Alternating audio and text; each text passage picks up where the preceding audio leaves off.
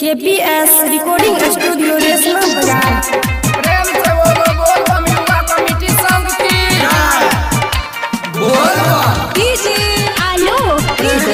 आलो गरबा आलो गरबा ई रेशना के बम बोल ई अरार के बम ई पामा के बम बोल ई जीरावा के बम चढ़त सावन में त पक्का जाय छे चढ़त सावन में त पक्का जाय छे ई अरार के बम ई जीरावा के बम ई रेशना के बम सब जल ढारे ई अरार वाला बम सब जल ढारे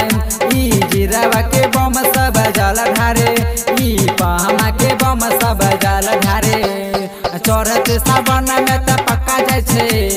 चढ़त सावन में त पक्का जाय छे ई रेशना के बम सहब ई अरार के बम सहब ई जीरावा के बम सब जल ढारे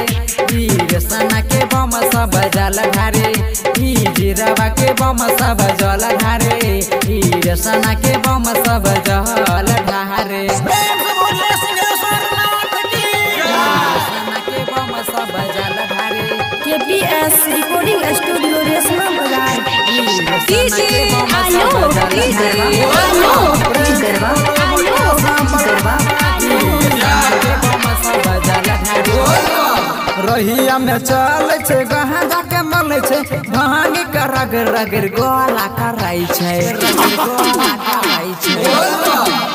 रहिया में चल छे गहा जाके मल छे भांगी का रगर रगर गोला कराई छे मुंह से धुआ के गोला फेंके मुंह से धुआ के गोला फेंके ई रेशना वाला बम साहब ई अरार के बम साहब ई जिरावा के बम सब जल ढारे ई पमा वाला बम सब जल ढारे ई रेशना वाला बम सब जल ढारे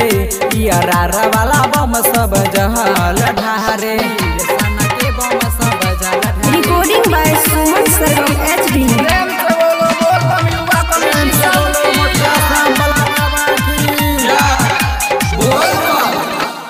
डीजे पर सावन के गाना बजाई के नाचे छे भैया गम गम छाउराई के बम भोजी चूड़ी खाना खाई के